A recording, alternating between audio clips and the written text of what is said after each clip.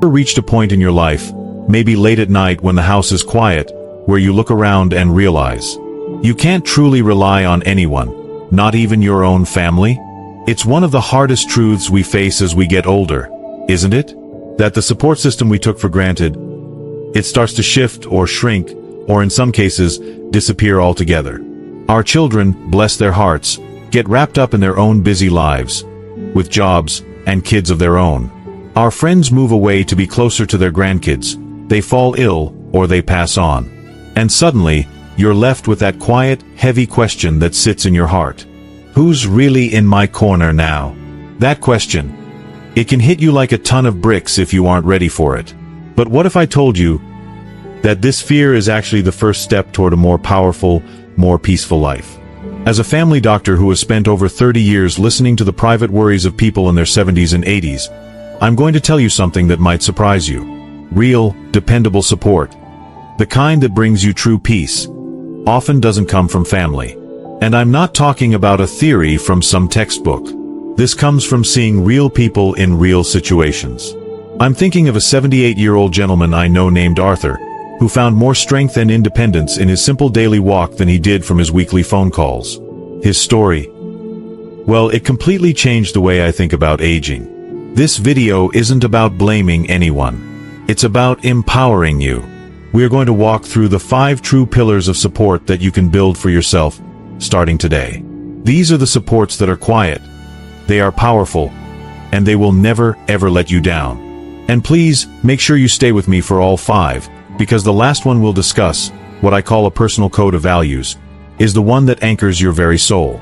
It's what allows you to face anything, and I mean anything, with dignity. It's the most powerful one of all. Everything I'm sharing with you today isn't just my opinion. It's based on decades of real conversations, real stories and observations from my practice.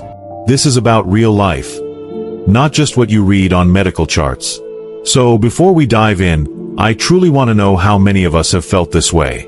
If that quiet fear of having to rely only on yourself feels familiar, if you've ever had that thought late at night, please just take a moment and comment a simple yes below. It lets me know I'm not just talking into a camera, and more importantly, it shows others right here in our community that they are not alone in this feeling. Okay, let's get started. Number 1. Physical mobility. Alright, let's talk about our first pillar. Physical mobility. Now, one of the most common and dangerous myths I hear in my office is the idea that feeling stiff and weak, that it's just a normal part of getting older that we simply have to accept. We start to avoid reaching for that top shelf, or we decide not to take that extra lap around the grocery store. We tell ourselves it's just easier that way. But this, my friends, is a dangerous mistake. It's a quiet surrender that can cost us the very thing we value most, our independence. You see, your body operates on a very simple, very strict rule. Use it or lose it. It's not a suggestion. It's a biological law.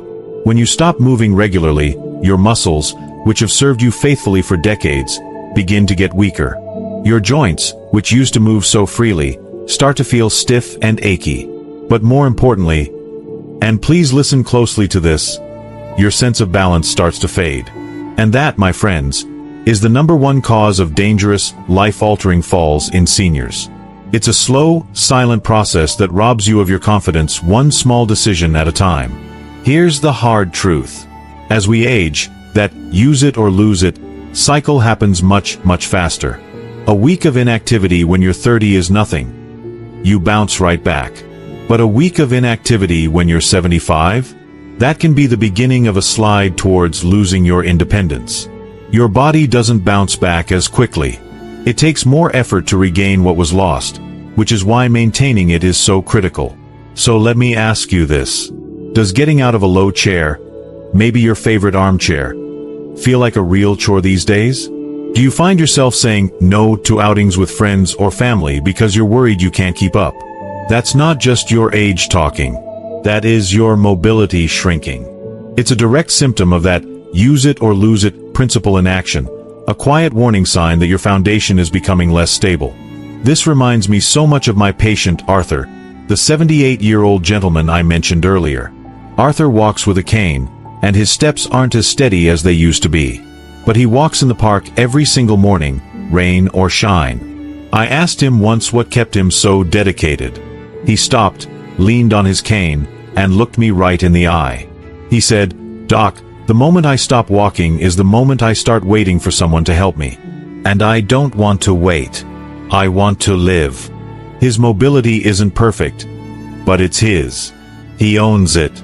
And that ownership gives him peace and power that no amount of help from others ever could. He still drives himself to the store. He still meets his buddies for coffee. He is in control. And the science backs this up completely. Study after study, published in journals of gerontology, has shown time and again that something as simple as 15 minutes of daily walking can significantly improve balance, strengthen leg muscles, and drastically reduce the risk of falls in seniors. It is, quite literally, one of the most powerful anti-aging tools we have. So please, hear me on this. Do not wait for a doctor to prescribe it. Prescribe it for yourself. Your mission, should you choose to accept it, is simple. Start with a 10-minute walk. Every single day. It can be around your living room if the weather is bad. The goal isn't distance. It's consistency. This is the first, and perhaps most important, step in building a life you can rely on. It is the best medicine for freedom. Number 2. Financial simplicity. Now let's move to our second pillar, one that causes more silent anxiety than almost any other. Financial simplicity. We often think that having more money equals more security. But in my 30 years of practice, I can tell you I've seen far more sleepless nights caused by financial clutter than by the actual amount in the bank account. I'm talking about the stress of juggling multiple credit cards, trying to decipher confusing statements, and dealing with those sneaky subscription charges that seem to pop up out of nowhere. This isn't just a minor inconvenience. It's a genuine health issue. From a medical standpoint, financial complexity creates a state of chronic, low-grade stress. It keeps your cortisol levels, your body's main stress hormone, slightly elevated all the time. This affects everything from your sleep quality to your blood pressure. Your brain is constantly in the background, trying to keep track of everything, and that mental energy is being stolen from your ability to experience joy and peace. It's like trying to drive a car with the emergency brake slightly engaged all the time. You can do it, but you're burning yourself out. The reason this becomes so much more critical as we get older is that our tolerance for this kind of mental clutter naturally decreases. The complex budget that was once manageable at 55 now feels utterly overwhelming at 75. This feeling of being overwhelmed often leads to a deep-seated nagging fear. Will I run out of money? Or, what if there's a bill I forgot about? It's a fear that can paralyze you. So, how does this show up in your daily life? Ask yourself honestly. Do you dread opening the mail, worried you'll find another complicated bill? Do you put off looking at your bank statements for weeks at a time? That feeling of avoidance, that little knot in your stomach, is a red flag. It's your mind's way of telling you that your financial life is too complicated and is causing you harm. I'll never forget my neighbor, Carol, a wonderful 74-year-old widow. After her husband passed, she was left with a tangle of different accounts and investments. She told me she was so scared to even open the mail. So she took a brave step. She sat down with a simple financial advisor and made a plan to simplify everything. She downsized to a smaller, more manageable home. She consolidated her accounts. She kept one credit card for emergencies and got rid of the rest. She even started a small savings jar on her counter, which she called her rainy day fund. She'd only put $10 or $20 in it from time to time. She told me, "It's not about the amount. It's about seeing it there and knowing I'm in charge. And the best part," she said, "I used to be afraid of the mailman. Now, I open every envelope with a clear head and a calm heart." What she found wasn't riches. It was peace. So here is your very simple, very powerful action step. This weekend, I want you to take one small step. Just one. Identify one single subscription or recurring charge you no longer truly need or use. It could be a magazine, a streaming service, anything. And then, cancel it. The goal isn't to save a fortune overnight. The goal is to feel the power of taking back control. You don't need to be a financial wizard. You just need to be the captain of your own ship. Simplify it, and you will give yourself one of the greatest gifts imaginable: a quiet mind. Number 3. A consistent health routine. Let's discuss the third pillar of a strong, independent life, and it's one that puts the power directly back into your hands every single morning. I'm talking about a consistent health routine. So many people make the mistake of waiting for a health crisis before they start paying attention to their bodies. They wait for the bad diagnosis, the sudden fall, or the scary test results. That's like waiting for a thunderstorm to start before you decide to fix the leaky roof. It's a life lived in reactive, crisis mode, and it's exhausting. A consistent routine flips that script completely. It puts you in charge. It is proactive. I'm not talking about running a marathon or following some complicated diet. I'm talking about the small, steady, almost boring actions that you repeat every single day. The act of taking your medications at the same time. The ritual of doing a few simple stretches while the coffee brews. The habit of drinking a full glass of water first thing in the morning. These small things, when done consistently, create a powerful rhythm of self-respect. Here's why this is so crucial after 70. As we age, our bodies lose some of their natural resilience. We don't bounce back from neglect as easily. A single night of bad sleep can throw off the whole next day. Forgetting to take blood pressure medication can have immediate consequences. A consistent routine acts as a stable framework, a protective scaffolding around your health. Minimizes the chances for error and creates a predictable environment in which your body can thrive. It reduces decision fatigue. You don't have to wonder if you should take your walk. You just do it, because it's what you do at 9 a.m. The symptoms of a lack of routine are subtle but profound. Do you often feel adrift during the day, unsure of what to do next? Do you find yourself forgetting your medications or meals? Do you feel like your energy is unpredictable, high one moment and gone the next? These are often signs not of old age itself, but of a life without rhythm, without the grounding force of a simple, daily routine. I think of my patient, Walter, an 81-year-old former electrician. Every morning, like clockwork, he has a routine. At 6 a.m., he makes a cup of tea. He does 15 minutes of simple chair stretches he learned from a TV program. He takes his morning pills. Then he goes for a walk around his block. Rain or shine. I asked him once why he was so disciplined about it. He smiled and said something I'll never forget. He said, "Doc, it's not really about the exercise anymore. It's about telling myself, every single morning, that I still matter. That I'm worth taking care of."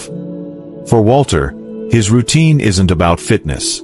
It's about his identity. It's his daily declaration of self-worth. And when you have that routine, you naturally become less dependent on others. You're less likely to need your son or daughter to call and remind you to take your pills. You're less likely to have the kinds of accidents that come from inconsistency. So, your action step here is to start incredibly small. Don't try to build a whole new routine overnight. Just choose one thing. One single action.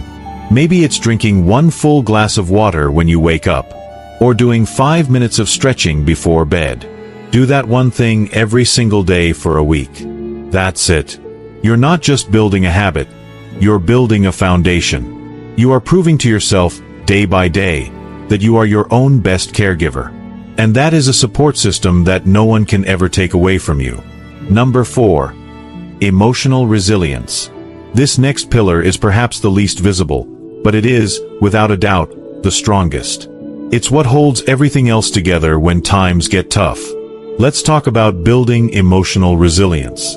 We often think that strength in our later years is about having a healthy body or a full bank account. But I have seen people with both of those things crumble under the weight of loneliness or grief. True strength, the kind that allows you to weather any storm, comes from the heart. It's about your ability to feel deeply, but not be drowned by those feelings. The mistake many people make is believing that being emotionally resilient means you don't feel sad, or angry, or lonely. That you have to put on a brave face all the time. That is absolutely not true. In fact, it's the opposite. Emotional resilience is the capacity to sit with difficult feelings, to acknowledge them and say, "This hurts, but I can handle it." And then to let them pass through you without letting them take root and build a permanent home inside you. It's the difference between being in a storm and being the storm. As we get older, this skill becomes essential, not just optional. Life, by this stage, has guaranteed us a full curriculum of loss. We lose spouses, we lose friends, we lose physical abilities, we lose the roles that once defined us. If our emotional well-being depends on everything staying the same, we are setting ourselves up for constant pain. Our bodies become more fragile with age, and so our emotional core must become stronger and more flexible to compensate. It must become our primary source of stability. What are the symptoms of low emotional resilience? It's feeling like your entire day is ruined if your son doesn't call when he promised. It's falling into a deep funk for weeks after a friend moves away. It's a constant sense of bitterness or victimhood about the changes that come with aging. It's being so afraid of feeling pain that you close yourself off from new experiences and new people altogether. It's when your emotional world becomes very, very small. I learned the greatest lesson on this from a woman named Margaret, 77 years old, whose husband of 50 years had passed away. The loneliness was, in her words, a physical weight on her chest. I asked her how she got through the evenings, which were the hardest. She told me she started a small ritual. Every night before bed, she lights a single candle. She said, "Some nights I just sit and cry. Other nights I remember a funny story and laugh out loud to an empty room. But no matter what, I sit with that flame for a few minutes. It reminds me that even in the dark, there's still light. It's my way of honoring the pain without letting it swallow me whole." That simple act, that is resilience in its purest form. So, how do you build this? Your action is not to stop feeling, but to start noticing. The next time you feel a wave of sadness or frustration, don't immediately try to distract yourself. Just stop, take a breath, and say to yourself, "This is sadness. I am feeling sad right now." By naming it, you separate yourself from it just a little bit. You are the person experiencing the feeling, not the feeling itself. Practice this small act of awareness. It is the first step in learning how to hold your own sorrow without it breaking you. It's how you become a safe harbor for yourself, steady and strong, no matter how rough the seas get. Number 5. A personal code of values. We've arrived at our fifth and final pillar. And just as I promised, this one is the anchor for your soul. It's the internal compass that keeps you steady when everything else in the world is shifting. I'm talking about creating and living by a personal code of values. For most of our lives, our identity is tied to our roles. We are a parent, a spouse, an engineer, a teacher, a nurse. These roles come with a built-in set of expectations that guide our actions. But what happens when you retire, the children are grown, or a spouse is gone? Those external guideposts disappear, and it can leave you feeling lost, wondering, who am I now? This is where so many people falter. They look outside of themselves for a sense of purpose, waiting for someone else to give them a reason to get up in the morning. But the most peaceful and dignified seniors I have ever known, they look inward. They are guided not by a role, but by a simple, clear set of personal rules for living. A personal code. Why does this become so profoundly important in our later years? Because it makes you independent of other people's opinions and actions. Your peace of mind no longer depends on whether someone approves of you, or calls you, or validates you. Your self-worth comes from a much deeper place. Knowing that you are living your life in a way that is true to you. This internal validation is unshakable. When you have a personal code, you stop being a leaf blown about by the winds of circumstance, and you become the tree itself, deeply rooted. The symptom of not having a clear code is a feeling of aimlessness. It's feeling easily rattled or offended by what other people say or do. It's a constant feeling of looking for something, but not knowing what it is. It's making decisions based on what you think will please others, rather than what you believe is right. It's a life that feels flimsy. I once met an 82-year-old man named Robert at a community breakfast. He wasn't wealthy or famous, but he had a kind of quiet dignity that was magnetic. I asked him his secret. He chuckled and said, "It's no secret. I just have 5 simple rules. Number 1, speak the truth, but always with kindness. Number 2, never waste food. Number 3, Always return a borrowed thing in better condition than you received it. Number 4. Forgive fast, because holding a grudge is like drinking poison and expecting the other person to die. And number 5.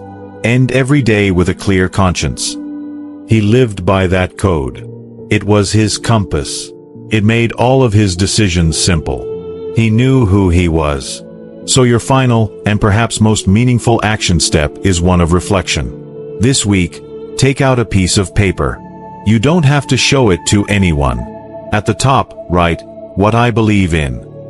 Then, just try to write down 3 things. Just 3 rules that you want to guide your life. It could be curious, or show compassion, or leave things better than you found them. It doesn't matter how simple they are. What matters is that they are yours. This isn't just an exercise. This is the act of building your own internal support structure, a foundation of character that will hold you up with quiet, faithful strength when everything else around you changes. It is the ultimate source of peace, because it comes from the one person you can always count on: yourself. As we wrap up our time together, I want you to think back to the beginning of our talk. Back to that quiet, universal fear of being left to fend for yourself when you need help the most. The people we've talked about today: Arthur, with his daily walk of independence; Carol, finding peace in a simplified checkbook; Walter, greeting each morning with a routine that told him he still mattered; Margaret, lighting a candle against the darkness of grief; and Robert, walking tall, guided by his own simple rules for life. They all faced that same quiet fear. But they didn't wait for a rescuer. They didn't wait for their children or their friends to build a world for them. They did something far more powerful. They became their own foundation. After all these years as a doctor, the most profound lesson I have learned from my patients is this: the most reliable support system you will ever have is not a person. It is a practice. It is the small things you do for yourself, day in and day out, that build a life of dignity, strength, and peace. But knowledge, my friends, is only powerful when we put it into action. So now I have one important question for you, and it's the most important one today. What is the one commitment you are making to yourself after watching this video? It doesn't have to be big. It could be as simple as, I will take a 10-minute walk tomorrow morning, or I will cancel one subscription I don't use, or even, I will write down just one of my personal values. There is no answer that is too small. Please, share your personal commitment in the comments below. Reading your promises is what inspires me, and your commitment will surely inspire someone else in our community to take that first brave step. And if you found real value and inspiration in our time together today, please show your support by giving this video a like. It truly helps. To ensure you continue on this journey with us, and never miss another video full of this kind of light